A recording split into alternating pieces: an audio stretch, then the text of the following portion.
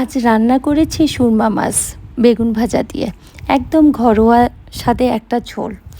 খুব বেশি কিছু না, মাছ বেগুন আর পরিচিত মশলা, সুন্দর একটা মিশেল। কিন্তু রান্না হতে হতে যে ঘেরানটা উঠেছিল তাতেই বোঝা যাচ্ছিল গরম ভাতের সাথে এই ঝোলটা জমে যাবে।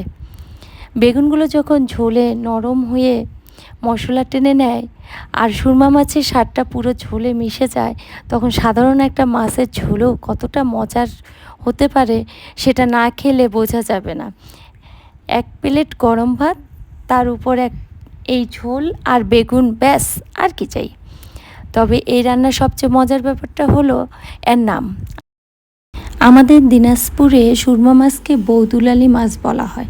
নামটা শুনলে হয়তো অনেকেই প্রথমবার শুনেছেন, আবার দিনাজপুরের অনেকেই ছোটোবেলা থেকে এই নামের সাথে পরিচিত। এখন জানতে ইচ্ছে করছে দিনাজপুরে কে কে বৌদুলালি মাছ নামটা আগে শুনেছেন, আর আপনাদের এলাকায় সুরমা মাছকে কী নামে ডাকা হয় কমেন্টে অবশ্যই জানাবেন। দেখি এই নামটা আর কোন এলাকার মানুষ চেনে না।